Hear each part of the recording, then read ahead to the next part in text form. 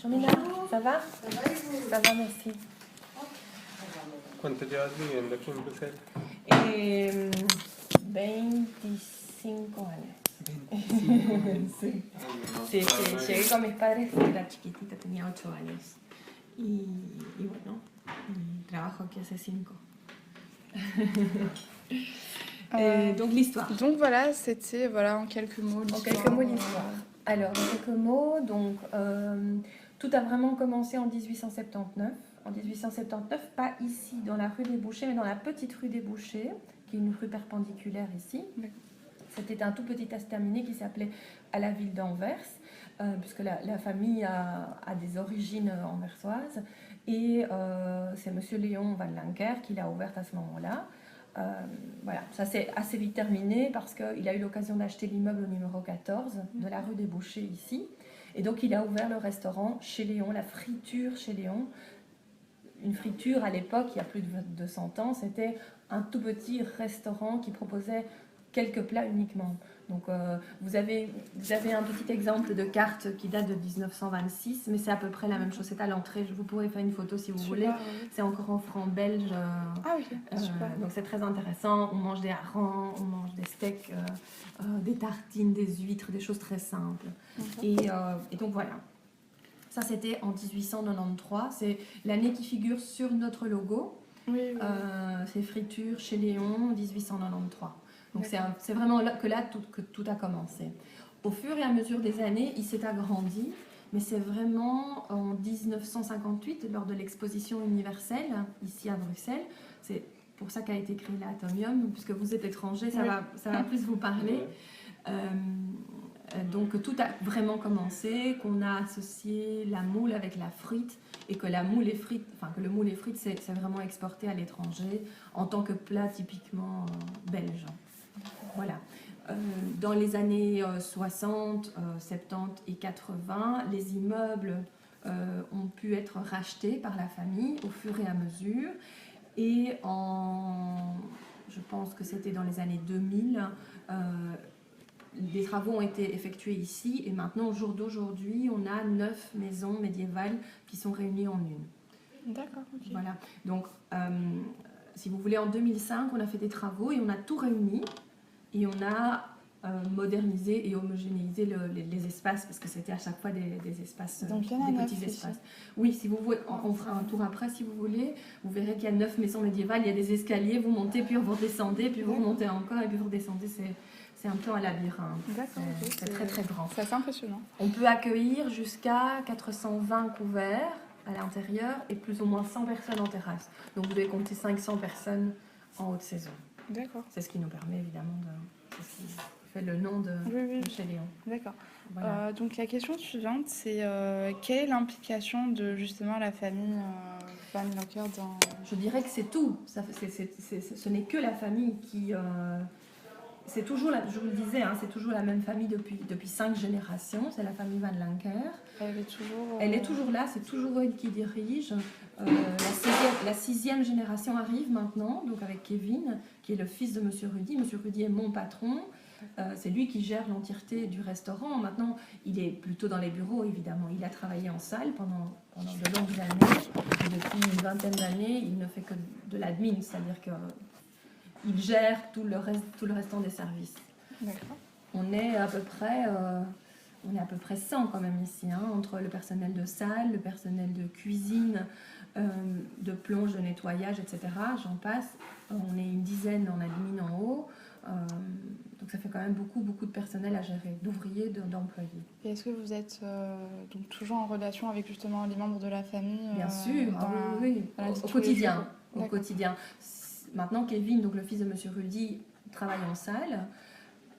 Si vous voulez, la méthode de travail a toujours été que pour pouvoir gérer l'entreprise familiale, il faut pouvoir passer par tous les services. On n'acquiert pas de la légitimité si on ne sait pas faire une mayonnaise ou qu'on ne sait pas remplir une fiche de salaire. Voyez. Maintenant, évidemment, on s'entoure de professionnels parce que tout le monde ne sait pas tout faire. Évidemment, on a un payroll, on a un ressources humaines, on a un comptable, on a un directeur financier, on a un aide comptable, un directeur commercial qui part à l'étranger. 2 personnes qui s'occupent des groupes. Enfin voilà, donc on s'entoure de personnes compétentes qui peuvent nous aider, nous relayer dans le travail quotidien. Mais toujours bien sûr en relation donc avec toujours, la quotidiennement, famille. Voilà, vraiment d'accord. quotidiennement. C'est très important. Votre question est légitime parce que je veux dire que ça a tout à voir. C'est eux qui ont construit l'empire familial et qui l'ont développé. Au jour d'aujourd'hui, je pense que, si vous connaissez un petit peu le secteur de l'Horeca, le secteur de l'Horeca est vraiment en crise.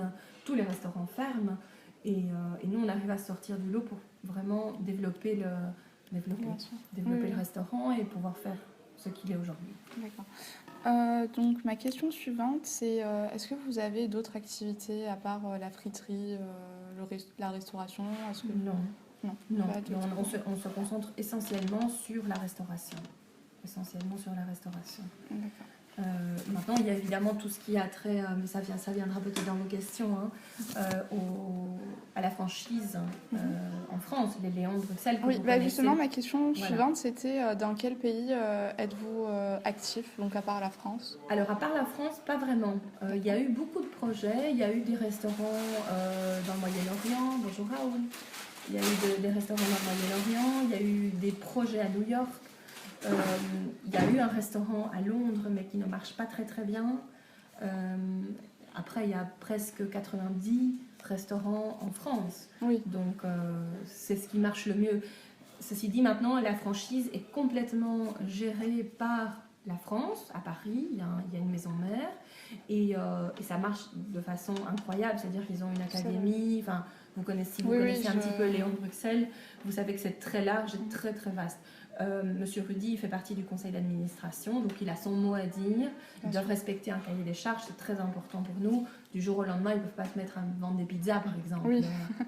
Mais voilà. Donc du coup, les franchises, même si elles sont indépendantes de par la maison mère française, ça sera toujours sous le contrôle de la famille, ou est-ce que non, les franchises, en France c'est particulier parce qu'il y a une participation au conseil d'entreprise et c'est tout.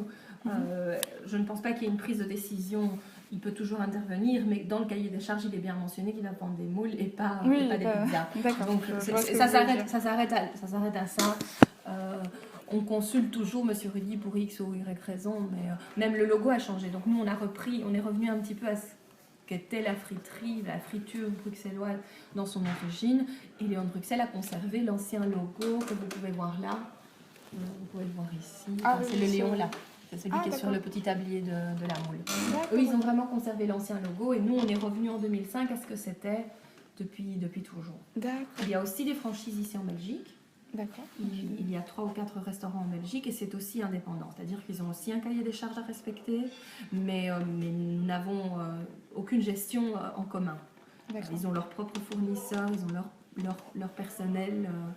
On n'intervient pas dans leurs décisions de management ou autre. Voilà, d'accord. Par exemple, au niveau des choix des produits, etc. Non, pas du tout. Tout est indépendant. Tout est indépendant et c'est un gros problème pour nous parce qu'on ne peut pas le gérer de la même façon qu'on gère la maison mère ici à la rue des Bouchers.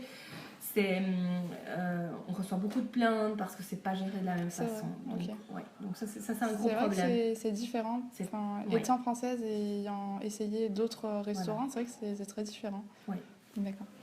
Donc les questions qui vont suivre, ça sera plutôt porté sur le succès de la marque. Donc quels sont les buts autant financiers, socio-économiques ou familiaux de l'entreprise chez Léon? Je pense que les buts, les objectifs ont évolué au fil des années. Ce n'étaient pas les mêmes buts en 1893 que maintenant. Je pense que le but ultime maintenant, au jour d'aujourd'hui, maintenant, c'est vraiment de faire évoluer Léon, mais dans le bon sens. C'est-à-dire que ce que nous voudrions, on accueille, il faut savoir quand même que dans le quartier, vous qui ne connaissez pas Bruxelles, maintenant vous le connaissez, mais vous ne connaissez pas le quartier. Donc on est dans l'îlot sacré. L'îlot sacré, ce ne sont que quelques rues ici, c'est quelques mètres carrés de trottoir. On se les partage avec 109 restaurants. Il y a 109 restaurants dans l'îlot sacré et il y a peut-être 50 cuisines. À part chez Léon, les Arbres de Bruxelles, le Skeltema, Vincent, le Kunblick, la Taverne du Passage, je peux les compter sur les doigts de 2 mains maximum. Tous les autres restaurants sont des attrape-touristes qui pratiquent le racolage, qui partagent les cuisines entre 3 ou 4 restaurants et qui n'utilisent pas des produits de qualité, voilà, qui arnaquent les clients parce que souvent on voit sur les sites qu'ils ajoutent la TVA à la fin du ticket ou ils ajoutent une commission de 10% à la fin du ticket. Enfin, j'en passe, c'est des meilleurs, hein, ils font les tickets sur la table, les additions, il n'y a rien de déclaré, enfin, bref. Nous, on se bat contre tout ça. Pour en revenir à votre question, nous, ce qu'on voudrait, c'est vraiment instaurer un label de qualité au sein de l'îlot sacré. C'est quelque chose qui nous tient vraiment à cœur pour faire évoluer le peu de restaurants, le peu de maisons de confiance qu'il reste ici. Il faudrait pouvoir vraiment surélever ça. Nous, on accueille 420 couverts par jour, enfin, on fait une moyenne de 1000 couverts par jour, donc sur 2 services. Mais c'est parce qu'on a su se réinventer, parce qu'on a engagé un directeur commercial qui part à l'étranger, qui contracte des groupes. Son métier est uniquement basé sur ça. Il est 70% de son temps à l'étranger. Donc, je pense que le fait de pouvoir se réinventer, il y a une vingtaine d'années, il y a une vingtaine d'années, c'est ce qui nous a sauvés.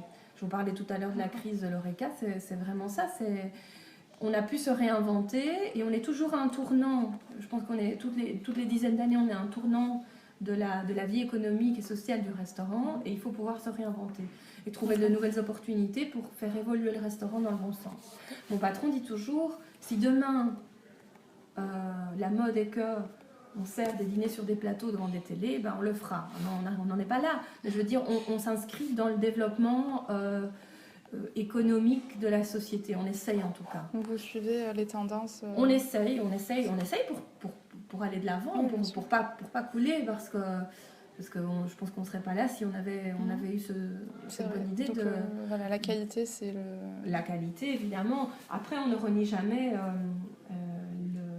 la population bruxelloise, évidemment, qui vient encore. Hein. On a une population bruxelloise à 50%, de clients bruxellois belges en général, et une clientèle étrangère, asiatique, européenne, parce qu'on est connu, parce qu'on est un restaurant historique, etc. etc.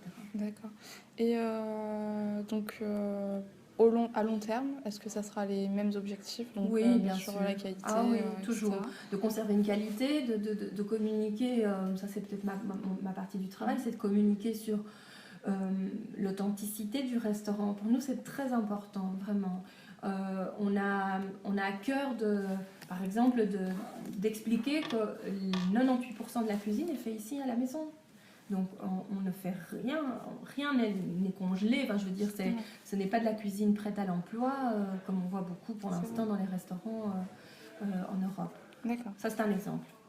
Je suis complètement d'accord avec vous, c'est vrai que ça se sent, ça sent le frais. Est-ce que vous pourriez nous donner quelques chiffres démontrant... Ça, je peux vous envoyer par mail. Oui. J'ai pas tous les chiffres en tête, mais par exemple, on fait... une quinzaine de tonnes de moules par mois. On vend 1000 hectolitres de bière, mais alors je sais plus les dates. Oui, non, c'est incroyable, c'est des chiffres qui font peur. D'accord. Je vous dis, 5 générations d'Anne Linker. Il y a beaucoup je vais vous envoyer ça, je peux vous envoyer. D'accord, écoutez, je vous envoie de toute manière. Je les ai mises à jour il n'y a pas très longtemps pour un journaliste, donc ça sera sympa. Ok, super, je vous enverrai. De toute façon, je vous envoie un email. Envoyez-moi un petit mail comme ça. Ok, on fera ça. Donc, il est écrit sur votre site que Léon a été coté en bourse en France. Oui. Du coup, ça n'a absolument rien à voir avec la maison mère, ou est-ce que... Et ça ne l'est plus, justement, donc... Ça ne l'est plus, non, ça n'a pas fonctionné. Je pense que ça, c'est pas quelque chose qui a eu une longue durée de vie. Mais je ne pourrais pas vous en dire plus, non. Je pense que ça a été d'assez courte durée et ça a à voir avec la master franchise. D'accord, donc c'est plutôt... Vous devriez vous tourner plutôt vers Léon de Bruxelles à ce moment-là. Hein. Vous pouvez les contacter. En fait, ce n'est pas la même chose chez Léon et Léon de Bruxelles. Non. L'origine est la même. C'est-à-dire que nous avons vendu la marque. Et Léon de Bruxelles a repris ça. La master franchise gère tout, comme je vous le disais, en France, à Paris. Nous gardons un rôle consultatif au niveau du conseil d'administration et c'est tout. D'accord, ok, je pensais que... C'est la même chose, mais nous avons depuis que nous avons changé le logo, nous essayons de nous démarquer par rapport à ça et de garder le fait que nous sommes la maison mère. Souvent en France, les gens croient que nous avons copié Léon de Bruxelles. Ah bon? Oui. Bon, bah, c'est le comble, hein, quand même. C'est le comble, oui. Donc, bien sûr, le fait que que chez Léon soit une entreprise familiale, donc est-ce que c'est la raison du succès, ou vous pensez que si ça avait été géré autrement, ça... Ah oui, clairement, oui, Ouais. je pense clairement. Oui, je pense que c'est une des raisons. Les autres raisons, je vous les ai énoncées Ouais. avant, mais je pense que c'est une des raisons. C'est pas toujours facile après, hein. Ce sont des restaurateurs. Il faut pas oublier ça, qu'il y a 120 ans, un restaurateur, c'est quelqu'un qui ouvrait une petite brasserie et qui essayait de vendre ses plats. Aujourd'hui, on fait 400 000 couverts par an. Enfin, on n'est plus des petits restaurateurs. On est de vrais entrepreneurs. Nous sommes de vrais entrepreneurs. Là, je pense, est la difficulté dans la gestion quotidienne des affaires, c'est que il faut gérer son fils, il faut gérer son cousin, son oncle, etc., etc. Donc il y a quand même quelque chose d'un peu plus difficile, quoi. Est-ce que vous pourriez me dire combien de membres de la famille encore travaillent ici? Alors, il y a Monsieur Rudy qui gère la société, Kevin qui est en salle, Monsieur Paul qui est le frère de Monsieur Rudy qui a une génération de plus, donc lui il s'est retiré parce qu'il a plus de 70 ans, D'accord. mais il a travaillé pendant très longtemps à Dubaï par exemple, à Paris également, enfin bon, voilà. Ensuite, c'est pas de la famille, mais de nouveau on en revient à la même chose, c'est-à-dire que le meilleur ami de Monsieur Rudy, ils ont fait l'école hôtelière ensemble et ils travaillent ici dans le restaurant depuis plus de 35 ans avec lui. D'accord, donc tout le monde... Tout le monde travaille un peu en osmose comme ça. C'est aussi une difficulté parce que quand on se dispute avec quelqu'un, quand on se dispute avec son fils ou avec son meilleur copain... Justement, c'était la question qui suit. Est-ce que le fait que vous soyez une entreprise familiale a aussi ses mauvais côtés? Exactement, ça on a, parce que les réunions de famille sont pas toujours de tout repos et que parce qu'il y a plusieurs enfants aussi, donc il faut savoir répartir le gâteau chez tout le monde. Et ça c'est compliqué. Ça c'est quelque chose de compliqué. Est-ce que vous, en tant que membre, on va dire, extérieur à la famille, en tant que vraie famille, est-ce que vous pouvez remarquer des... Ah oui, des heures, oui, il y en a souvent. Oui. Oui, il y en a souvent. Ce n'est que normal. Je sais pas si tout le monde est capable de travailler en famille. Ça, c'est assez compliqué. Et puis, quelle famille? Je veux dire, ils ont le sang qui bout.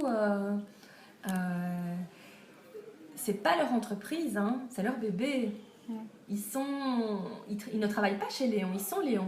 Ouais, donc ils sont plus impliqués Voilà. que d'autres Beaucoup restaurateurs plus. qui sont... Oui, qui sont juste gérants. Ah oui, complètement, je le pense sincèrement, oui. Ça donne un côté beaucoup plus motivant au travail des personnes qui sont dans le restaurant, enfin au personnel du restaurant. Je parle pour moi, mais au niveau admin, il peut vraiment compter sur un personnel complètement dévoué à la cause, je veux dire, aussi passionné que lui, parce qu'il transmet cette passion quand il parle, quand il crie, je veux dire, c'est là. Donc, je pense que on peut mettre ça dans le côté positif, c'est-à-dire qu'il transmet cette passion-là, il la transmet à tout son personnel. À la plonge, je vous donne un bête exemple, mais à la plonge, il y a un monsieur qui quitte ici maintenant dans pas très longtemps, il a 47 ans de maison, il laisse sa place à son fils qui a 23 ans. D'accord, même au Oui. niveau interne... Même au niveau interne, ça se fait vraiment. Mon frère, ça fait 3 ans qu'il travaille en tant que commis de salle, et ça lui plaît beaucoup.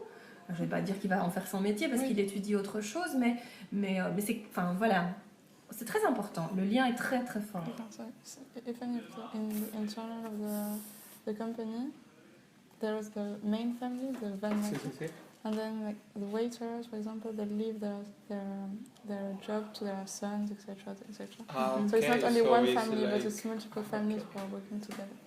C'est un exemple parmi d'autres, mais c'est souvent les enfants du personnel qui travaillent ici l'été pour pallier au manque d'étudiants, par exemple. Donc ça sent la famille, c'est très oui, chaleureux. Oui, vraiment. D'accord.